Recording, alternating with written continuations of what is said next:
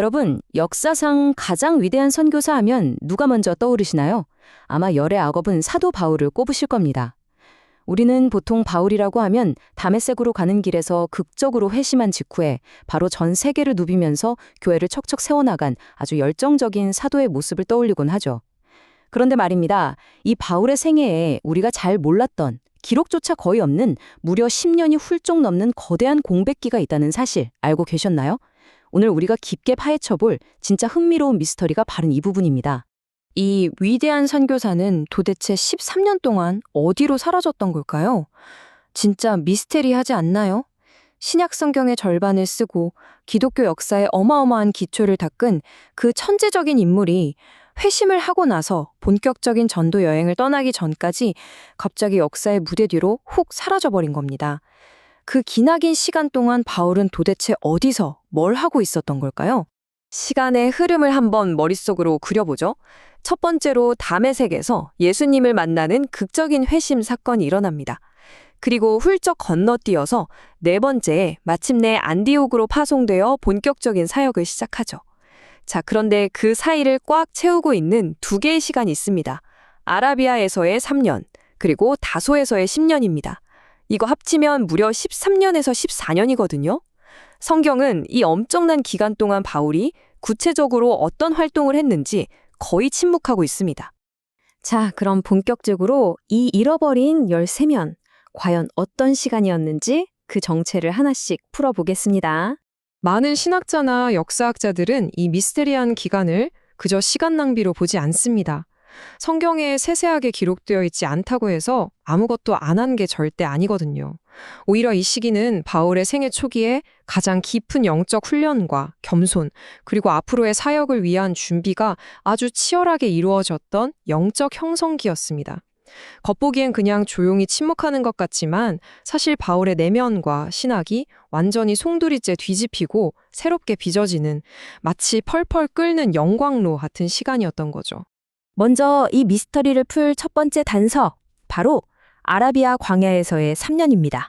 바울은 회심 직후에 정말 의외의 선택을 합니다. 예루살렘에 있는 그 유명한 사도들을 찾아가서 배운 게 아니라 발길을 완전히 돌려버리거든요. 여기서 우리가 흔히 오해하는 지리적 사실을 하나 짚고 넘어가야 하는데요. 당시 역사적 맥락에서 아라비아는 지금 우리가 아는 그 거대한 사우디아라비아 사막이 아닙니다. 다메섹 바로 옆에 붙어있던 나바테아 왕국을 말해요. 오늘날 요르단에 있는 그 유명한 페트라를 수도로 하는 아주 척박한 광야 지대죠. 바울은 화려한 도시를 뒤로하고 이 거칠고 고독한 광야로 스스로 걸어 들어간 겁니다. 그렇다면 그 고독한 광야에 숨어서 도대체 뭘 했을까요? 크게 세 가지로 요약해 볼 수 있습니다. 신학을 재정립하고 예수님으로부터 직접 계시를 받고 또 초기 선교를 시도하는 일이었죠. 광야는 그냥 숨어 지내는 도피처가 아니라 엄청나게 치열한 훈련장이었던 셈입니다. 하나씩 자세히 들여다볼게요. 여기서 제일 중요한 포인트가 바로 복음의 재정립입니다. 사실 바울은 당대 최고 스펙을 가진 율법 엘리트였잖아요. 그런 그에게는 머릿속에 있는 거대한 패러다임을 완전히 깨부수는 작업이 필요했습니다. 평생을 바쳐서 빡빡하게 쌓아올렸던 그 구약 성경의 지식들을 이제 예수 그리스도라는 완전히 새로운 안경을 끼고 1장 1절부터 다시 읽어내야만 했던 겁니다. 구약에 나오는 수많은 예언들이 어떻게 예수님을 통해 완성됐는지를 그 광야의 고독 속에서 치열하게 묻고 또 물었던 거죠. 훗날 갈라디아서에 기록된 바울의 고백을 들어보면 이게 얼마나 엄청난 일이었는지 확 와닿습니다. 이는 내가 사람에게서 받은 것도 아니요 배운 것도 아니요 오직 예수 그리스도의 계시로 말미암은 것이라. 정말 대단하지 않습니까? 인간의 얄팍한 가르침이나 개입이 전혀 없이 부활하신 주님과 그 고독한 광야에서 독대하며 복음의 진짜 핵심을 직접 전수받았던 겁니다. 그런데 여기서 진짜 흥미로운 사실이 하나 더 있습니다.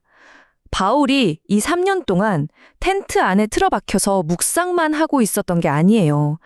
성경 곳곳을 자세히 보면 그가 나바테아의 아레다 왕의 고관들과 아주 심각한 정치적 마찰을 빚었다는 사실이 암시되어 있거든요.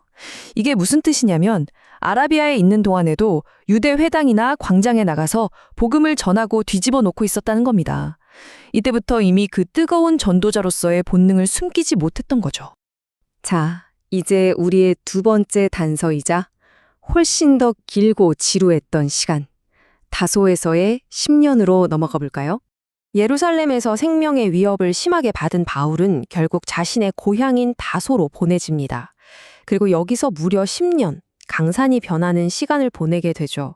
이 기간 동안 바울은 철저하게 풀뿌리 일터 선교사로 살아갑니다. 그 잘 나가던 사람이 극도의 겸손과 인내를 훈련하고요. 길리기아 지역 곳곳을 두 발로 걸어다니며 사역하고 생계를 유지하려고 자기 손으로 직접 거친 천막을 꿰맸습니다. 성경에 낱낱이 다 기록되지는 않았지만 진짜 수많은 고생과 눈물이 이 시기에 있었던 겁니다. 한번 상상해 보세요.